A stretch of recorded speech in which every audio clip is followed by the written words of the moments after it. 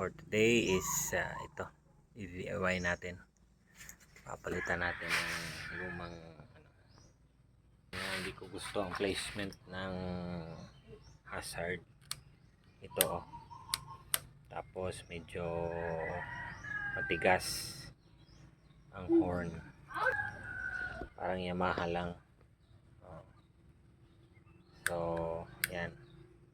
Tapos dito ang horn. Ito yung papalit natin. DIY. So, sa wiring ko dito, kita nyo guys, kasi nga kinalawang na tong mga connector dito. So, nung first na pagpalit ko ng domino switch, ganito na siya. Tapos ito,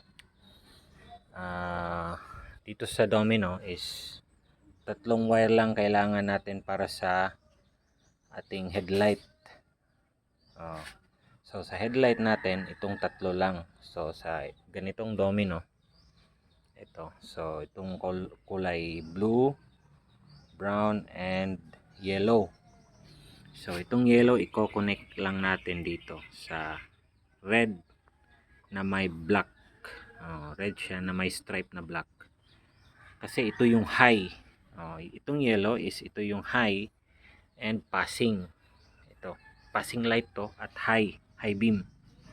So ang high beam color coding ng NS is itong red na may stripe na black. Tapos ang low beam is itong blue. Sa domino switch natin, kulay blue. Tapos sa rouser na code is red na may stripe na yellow. Ito. Ayan.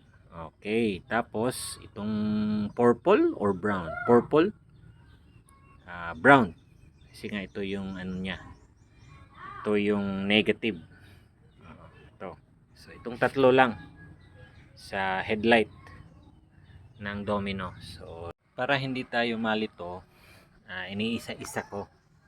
So unang na-install natin is itong 3 sa headlight na line.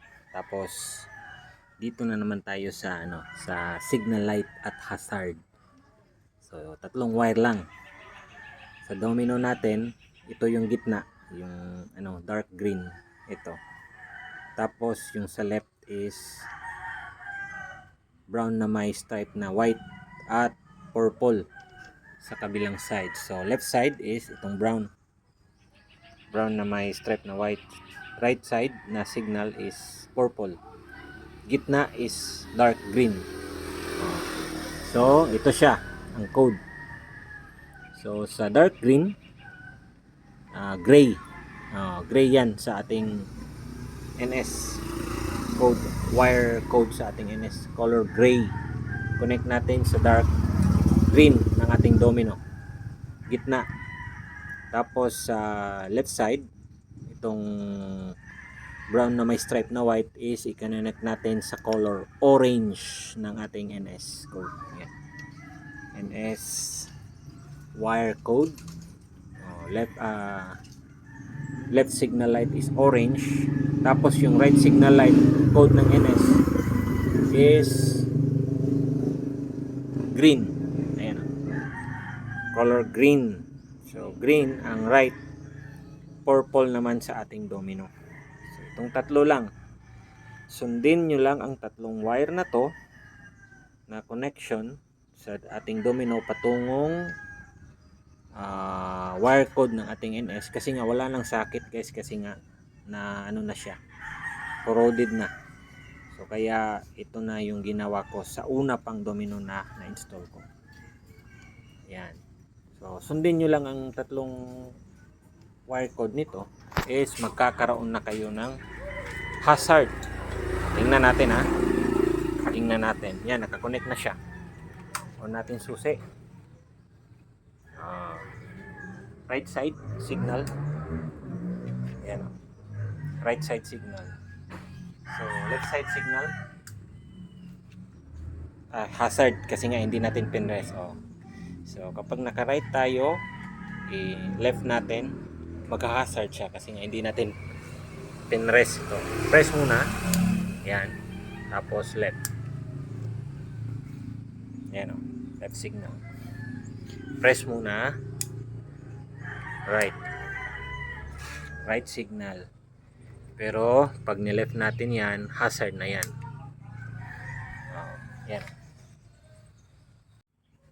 So ito guys. Ang ano natin, itong last na connection is sa busina. So sa busina may dalawang wire. Ito yung pink at saka black ito sa ilalim. Tapos ito pink at black. So pink kinonect natin sa ano black na may yellow stripe. Ito black na may yellow stripe. Tapos itong isa itong black solid black sa busina is black din. Doon. So busina natin isa lang muna kasi nga hindi yung may problema yung isa. Pero ayan.